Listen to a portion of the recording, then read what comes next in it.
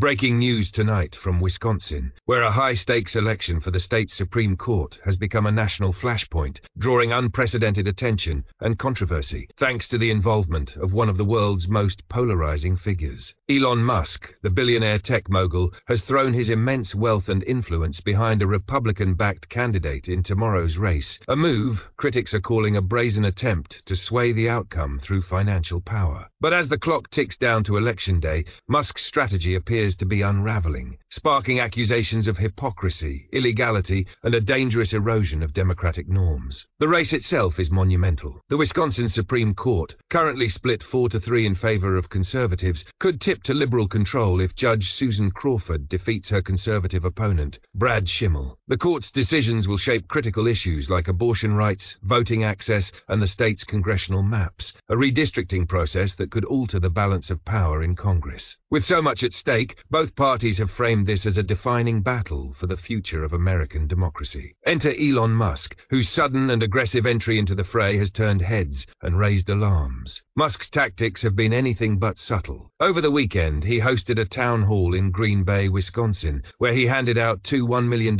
checks to individuals who signed a petition supporting his political advocacy group, America P. The group's stated mission is to combat what Musk calls activist judges, a thinly veiled reference to liberal-leaning jurists. Critics, however, argue the cash giveaways amount to voter bribery, a potential violation of election laws designed to prevent financial inducements from distorting the democratic process. Democrats swiftly moved to block the payments, but the state Supreme Court, still under conservative control, rejected their emergency request, allowing Musk's checks to flow. The backlash has been swift and scathing. Opponents accuse Musk of attempting to buy the election for Schimmel, to whom he has reportedly contributed $19.3 million, nearly 10 times the amount progressive donor George Soros has given to Crawford's campaign. The irony isn't lost on observers. Musk, who has repeatedly railed against Soros for allegedly manipulating politics through wealth, now stands accused of mirroring the very behavior he condemns. At the town hall, Musk even invoked Soros by name, claiming the billionaire's operatives were present in the audience, a remark met with laughter and eye rolls from critics who noted the projection. The optics of Musk's involvement have further complicated Schimmel's campaign. While the conservative judge has tried to distance himself from the perception of outside influence, his opponent has seized on the controversy. "This is unprecedented," said a spokesperson for Crawford's campaign. "The richest man in the world is trying to handpick a judge in Wisconsin. This isn't about ideology, it's about power." Polls show Crawford with a slight edge, but the race remains too close to call, with Musk's gambit potentially energizing both his supporters and detractors. Beyond the immediate electoral implications, Musk's actions have ignited a broader debate about the role of wealth in politics. His critics argue that such overt financial manipulation undermines public trust in institutions and sets a dangerous precedent. If a single billionaire can parachute into a state and drop millions to tilt an election, what does that say about the voice of ordinary voters? Asked one legal analyst. Musk's defenders, meanwhile, frame his spending as free speech, a legitimate exercise of his right to support causes he believes in. But the legal and ethical lines remain murky. While federal election laws cap donations to federal candidates, state judicial races, often classified as non-partisan, operate under different rules, creating loopholes that allow outsized influence. Wisconsin's election laws, for instance, permit unlimited spending by outside groups, a framework Musk has exploited to flood the zone with cash. The result, experts warn, is a system increasingly vulnerable to manipulation by ultra-wealthy individuals, or shadow presidents, as some have dubbed Musk. As voters head to the polls tomorrow, all eyes will be on Wisconsin. The outcome will not only determine control of the state's highest court, but could also serve as a referendum on Musk's brand of political brinkmanship. Will his millions tip the scales, or will voters reject what many see as an affront to democratic principles? The answer, and its ramifications, will resonate far beyond the Badger State. For now, the takeaway is clear. In an era defined by widening inequality and eroding faith in institutions, the Wisconsin race has become a microcosm of a larger struggle. It's a battle over who gets to shape the rules of democracy, and whether those with the deepest pockets should hold that power. The final verdict, however, rests with the voters. This is a developing story. Stay tuned for updates as results begin to roll in tomorrow evening. Meanwhile, the whirlwind surrounding Elon Musk extends far beyond the political arena. As Wisconsin grapples with the fallout of his election interference, explosive revelations about Musk's personal life have ignited a separate firestorm, one that paints a stark portrait of the billionaire's priorities and moral compass. Reports of strained family relationships, allegations of neglecting parental responsibilities, and a growing list of legal entanglements are further eroding his public image, casting doubt on his self-styled role as a visionary leader. At the center of this controversy is Musk's fractured relationship with his children. Vivian Musk, his 21-year-old transgender daughter, recently spoke out about years of emotional neglect and rejection. In a candid interview, she revealed that Musk disowned her after she came out as transgender in 2020, referring to her as dead in his eyes. Vivian attributed his hostility to her gender identity and disclosed that Musk had initially used sex-selective IVF to conceive her, hoping for a son. He wanted an heir, not a child, she said, describing her father as cold, bullying, and mostly absent throughout her childhood. The allegations have sparked outrage, with advocates condemning Musk's behavior as antithetical to basic parental responsibility. The scrutiny intensified this week when Ashley St. Clair, a conservative commentator,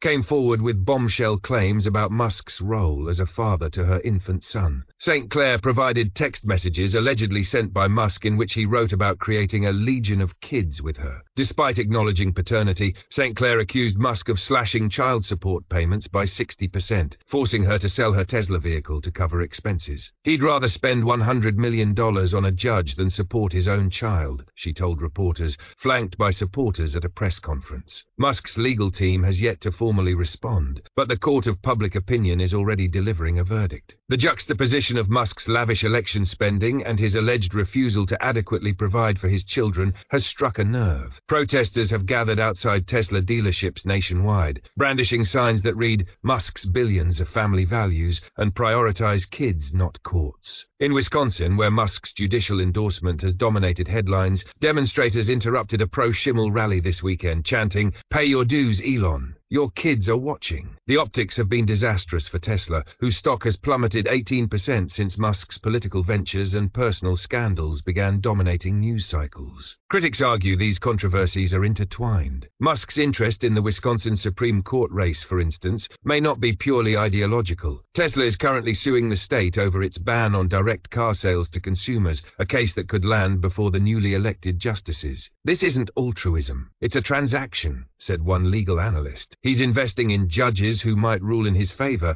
while his own company's reputation tanks. The perception of Musk leveraging wealth to manipulate both legal outcomes and family court battles has fueled accusations of systemic corruption, with watchdogs demanding investigations into potential quid pro quo arrangements. Yet Musk's troubles don't end there. Former allies in the tech and automotive industries have begun distancing themselves, wary of association with his tarnished brand. A Tesla engineer speaking anonymously admitted morale has hit rock bottom amid the chaos. "Every headline about his kids or election meddling makes it harder to sell cars," the employee said. Even some conservative voices, initially supportive of Musk's anti-woke posturing, have criticized his hypocrisy. "You can't preach family values while abandoning your own children," said a prominent right-wing podcaster. "It's indefensible." As the backlash mounts, questions linger about Musk's endgame. Is his political spending a desperate bid to regain control of courts, markets, or public perception amid crumbling personal and professional foundations? Or is it the unchecked whims of a billionaire convinced his wealth insulates him from accountability? For now, the answer remains elusive. But one thing is clear: Musk's aura of invincibility is fading, replaced by a growing consensus that his influence, whether in family court or the court of public opinion, comes at a profound moral cost. The story continues to unfold, with legal experts urging St. Clair to pursue formal child support claims and watchdog groups petitioning federal agencies to probe Musk's election activities. As citizens and shareholders alike demand answers, the world is witnessing a reckoning, one that challenges not just Musk's legacy, but the very idea that immense wealth entitles one to shape society without scrutiny. Stay tuned for the final installment of this report, where we shift focus to the global stage and the escalating economic policies threatening to destabilize not just American households, but international alliances. The ripple effects of domestic turmoil are now echoing across the globe as the Trump administration's aggressive economic policies collide with international resistance, a clash that threatens to destabilize trade alliances, amplify inflation, and isolate America on the world stage. At the heart of this crisis lies a contentious strategy: tariffs, trade wars, and a sweeping crackdown on diversity initiatives, all of which have sparked a fierce backlash from European leaders and deepened anxieties among American consumers. This week, the Trump administration unveiled what it dubbed Liberation Day, a sweeping rollout of reciprocal tariffs targeting all foreign nations. The policy, which imposes a 25% tax on most imported vehicles and auto parts, has been framed by the White House as a corrective measure against countries that levy high tariffs on U.S. goods. Treasury Secretary Scott Bessent labeled these nations the Dirty 15, accusing them of decades of unfair trade practices. But critics argue the move is less about economic fairness and more about political theater, one that ignores the intricate realities of global supply chains. The repercussions are already being felt. Automotive industry analysts warn that the tariffs could inflate the average price of imported cars by over $12,500, a cost likely to cascade down to consumers. Domestic manufacturers aren't immune either. US automakers rely heavily on foreign-made components, from semiconductors to specialized materials, meaning production costs could skyrocket, squeezing profit margins and potentially triggering layoffs. This isn't bringing jobs back, it's just making everything more expensive, said Steve Mouse, a Minnesota-based car dealer, echoing widespread industry concerns. Public sentiment reflects this unease. A CBS News YouGov poll found 72% of Americans believe the tariffs will drive up prices in the short term, with only a third optimistic about long-term benefits. The stock market's reaction has been equally grim. The S&P 500 plunged 4.6% in the first quarter of 2025, its steepest decline since 2022, as investors grappled with fears of stagflation and retaliatory measures from trading partners. Those fears are now materializing. European Union leaders, long frustrated by Trump's unilateral trade maneuvers, have issued a blistering rebuke. In a coordinated response, France, Belgium, and Spain condemned the administration's attempt to strong-arm European companies into abandoning diversity, equity, and inclusion (DEI) programs, many of which are enshrined in national law. The backlash followed reports that US diplomats had sent letters to multinational firms demanding they scrap DEI initiatives or risk losing federal contracts. "We have no lessons to learn from the boss of America," declared Belgium's finance minister, Jean Jamong, in a fiery press conference. France's foreign trade minister, Laurent Saint-Martin, called the pressure campaign deeply shocking, vowing to defend the EU's core values of equality and anti-discrimination. Spanish officials went further, pledging to defy the edicts entirely,